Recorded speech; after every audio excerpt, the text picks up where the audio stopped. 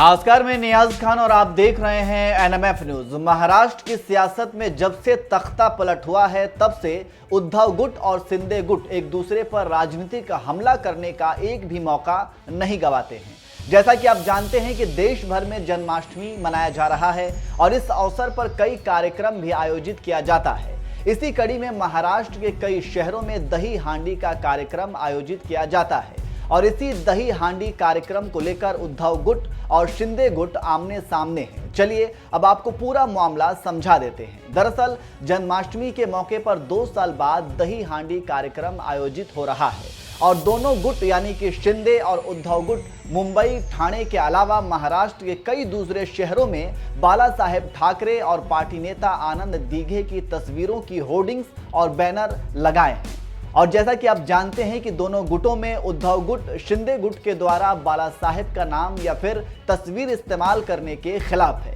इसी कड़ी में जन्माष्टमी के मौके पर शिंदे गुट ने बाला साहेब की तस्वीर का इस्तेमाल किया है, तो उद्धव गुट ने इस पर ऐतराज जताया है और बाला साहेब की तस्वीर न इस्तेमाल करने को कहा है।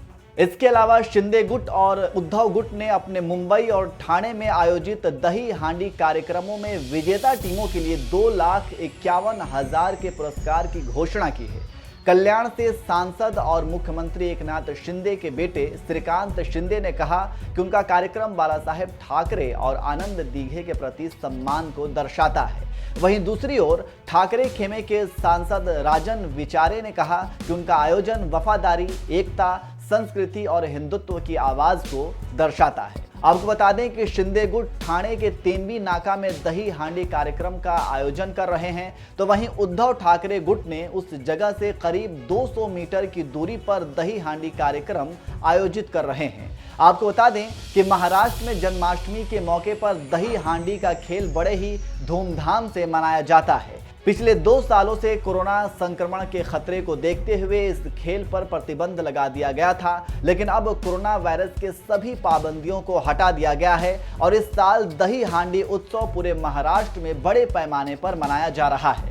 इस उत्सव के हवाले से कुछ दिन पहले सीएम एकनाथ शिंदे ने घोषणा करते हुए कहा था कि दही हांडी उत्सव को अब राज्य में एक साहसिक खेल के रूप में मान्यता दी जाएगी। महोत्सव में भाग लेने वाले युवा, जिन्हें गोविंदा के नाम से भी जाना जाता है, वह खेल कोटे के तहत सरकारी नौकरियों के लिए आवेदन भी कर सकते हैं। वहीं सरकार की ओर से प्रतिभागी की मृत्यु के मामले में उसके परिवार को मुआवजे के रूप में 10 लाख रुपए दिए जाएंगे, जबकि गंभीर रूप से घायल प्रतिभागियों को 7 लाख रुपए दिए जाएंगे। वहीं फ्रैक्चर वाले को 5 लाख रुपए मुआवजे के रूप में दिए जाएंगे।